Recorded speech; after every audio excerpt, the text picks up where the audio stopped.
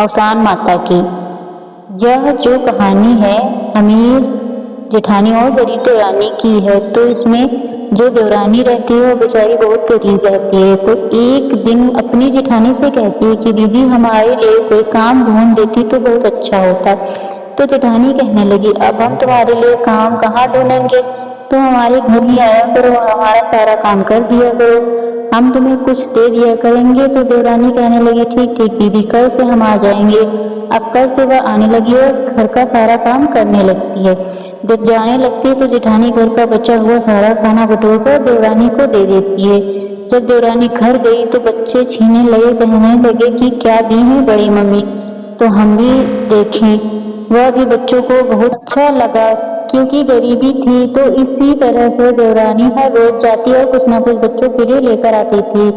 अब जेठानी के मन में एक दिन अवसान माता की पूजा करने का विचार हुआ। तो वह देवरानी से कहने लगी कि कल तुम जल्दी आ जाना, चौका बर्तन करके आप चली जाना। इसके बाद इधर जेठानी अपने पड़ोसों में जाकर औरतों को निमंत्रण दे देती है कि सुबह देवरानी जल्दी आकर सारा काम की। और फिर जेठानी ने कहा अगर सारा काम हो गया हो तो आप जाओ। देवरानी वापस घर चली आई। अब जेठानी के घर बहुत विधि विधान से अवसान माता की पूजा सामग्री लेकर आई और कहानी कहने लगी। उसके साथ साथ अवसान माता के गीत और फिर अंत में अवसान माता की आरती भी हुई। अब कुछ दिनों के बाद यह बात देवरानी के बच्चों को पता चली कि वह माँ से पूछने लगे बड़ी मम्मी, माँ ने आपको क्यों नहीं बुलाया। देवरानी कहने लगी कि बेटा वह बड़े लोग हैं, बड़े लोगों को बुलाएंगे, हम जैसे गरीबों को नहीं बुलाएंगे। तो फिर उनके बच्चे जिद करने लगे कि माँ इस गुरुवार को आपको भी अवसान माता की दुलदुलिया करनी है। तो वह कहने लगी कि बेटा हम कहाँ कर पाएंगे उसको, हमारे पास तो कोई सामान भी नहीं है। उसको जिद करने लगे। अब बच्चों की जिद तो आपको पता ही है कि तो कहीं कि चलो अच्छा ठीक है। अब गुरुवार का दिन आया, उससे पहले वह शाम को जाकर ही 7 सुहागिनों को न्योता देकर आई। सब औरतें सोच रही थी कि इसके पास तो कुछ भी नहीं है, यह कैसे करेगी दुलदुलिया पूजा। सुबह हुई, देवरानी जहाँ पर पूजा करना था सब साफ सफाई की और दुलदुलिया पूजा का सामान तो नहीं था, फिर भी सब अच्छे से करके आसन सबका लगा दिया और बीच में अवसान माता जी का आसन लगाकर एक बड़ा सा सिकाहुला से ढक दिया।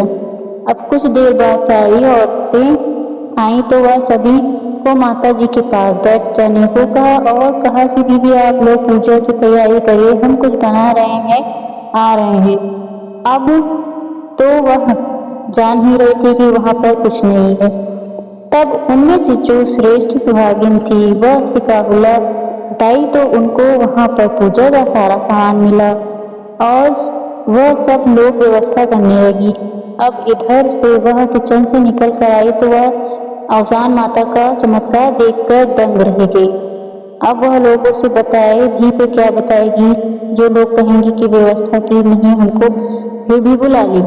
फिर अवसान माता की पूजा खूब विधि से हुई और सुहागिनों की खूब सेवा करके उनको विदा की।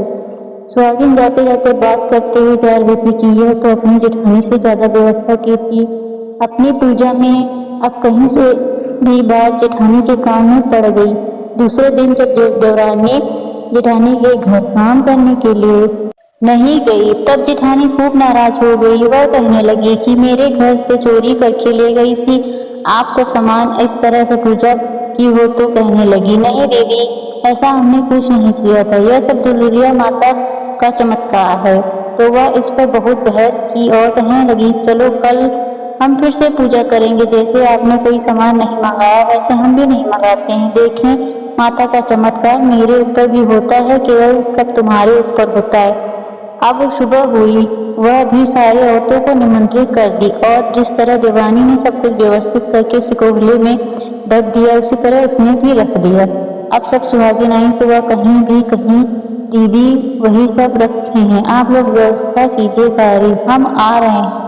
तब उसमें से श्रेष्ठ सुहागिन उससे सिकाहुले को उठाया तो उसमें बहुत प्रकार के जानवर, सांप, बिच्छू आदि निकलने लगे। सब औरत अपनी जान बचाकर किसी तरह से वहां भाग गईं।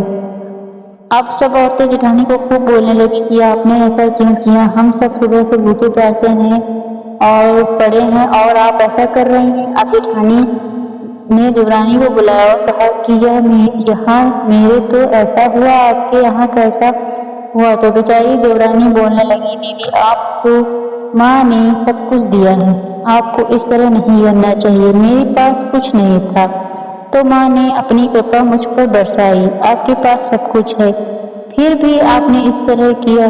अब दीदी आपको माता जी से माफी मांगनी चाहिए और फिर से कहना चाहिए कि माँ हमको क्षमा कर दीजिए, हम फिर से आपकी दुर्दुलिया विधि विधान से करेंगे।